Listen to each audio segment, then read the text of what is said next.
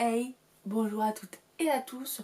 On se retrouve aujourd'hui pour mon avis sur ma dernière lecture qui est Les coquillages ne sauvent qu'en été de Clara Hérault, paru aux éditions Hachette. Alors quand vous regarderez cette vidéo, le livre ne sera pas tout à fait sorti puisqu'il est prévu pour le 29 mai. J'ai eu la chance de le lire en avant-première et en e-book grâce au site NetGalley dont je vous ai déjà parlé dans de précédentes vidéos.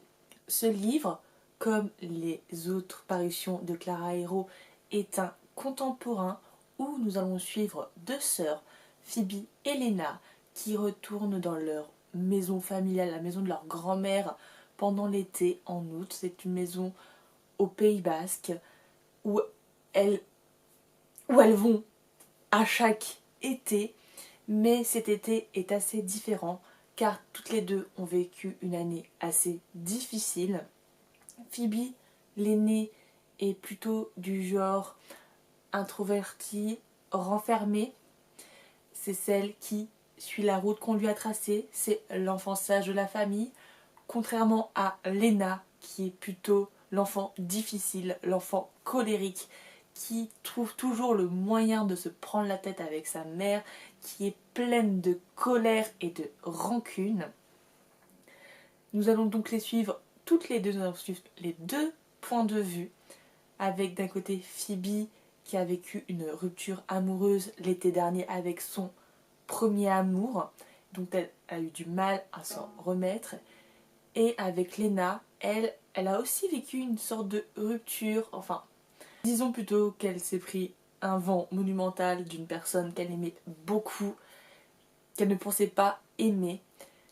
Toutes les deux ont vécu leur lot de traumatismes, de difficultés pendant l'année, sans forcément en parler à leur entourage, car dans leur famille, c'est très dans le paraître, très dans le non-dit.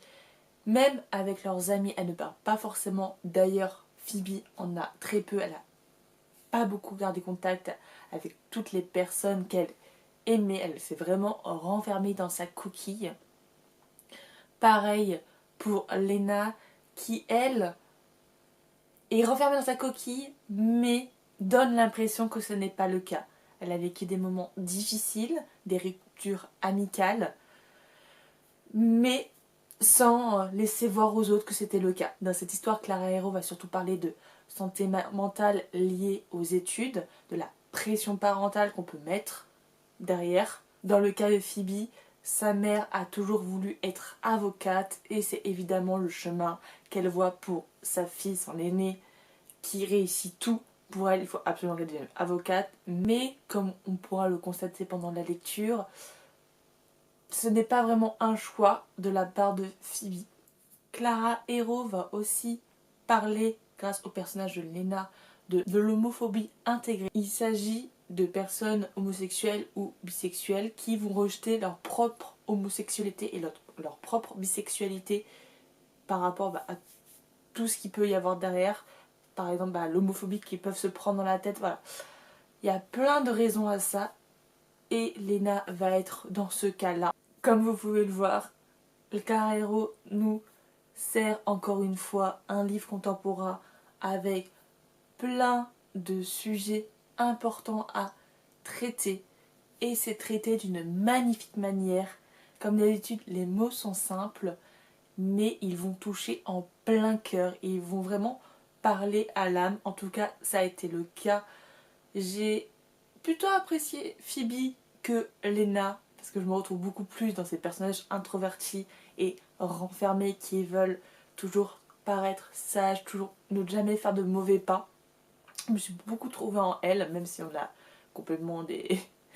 voilà, on n'a pas du tout vécu la même vie. Mais c'est un personnage qui m'a énormément touchée, qui m'a... Les phrases faisaient vraiment le tilt dans ma tête, ça marchait. Après, ce que je peux déplorer dans cette histoire, il y a plein de personnages secondaires et des fois j'aurais voulu en savoir un peu plus sur eux ou sur elles.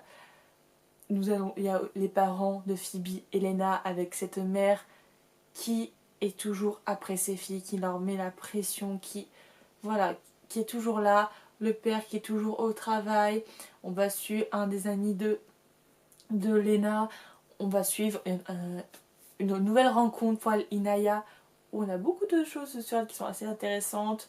Voilà, on va suivre plein de choses, mais j'ai l'impression qu'on a un peu survolé ces personnages, ce qui est tout à fait normal puisque les personnages principales sont Lena et Phoebe. Donc voilà, mais j'aurais bien voulu m'attacher un peu plus aux personnages secondaires. En tout cas, c'est une lecture que je ne peux que vous recommander. Ne vous laissez pas embobiner par la couverture, car certes, c'est une lecture estivale avec de l'amour, avec plein de choses, de nouvelles rencontres, mais cela traite de sujets difficiles. Donc, je ne peux que vous encourager à lire l'avant-propos de Clara Héreau avant de vous jeter sur cette lecture, car cela pourrait être peut-être, selon votre situation, difficile pour vous. N'hésitez pas en tout cas à aller vous faire votre propre avis. Pour ma part, ça a été une très bonne lecture, une très bonne découverte. Le Clara Héreau est vraiment, je pense, devenu une référence dans le contemporain young adulte depuis l'année dernière avec Nos plus belles années et avec sa romance de Noël, L'effet boule de neige, que j'ai bien aimé. Pour une fan de fantasy, c'est des lectures qui sont passées toutes seules. Mais n'hésitez pas à aller vous faire votre propre avis quand le livre sortira. Pour ma part, je vous souhaite de très bonnes découvertes, de très bonnes lectures. Et je vous dis à la prochaine. Ciao!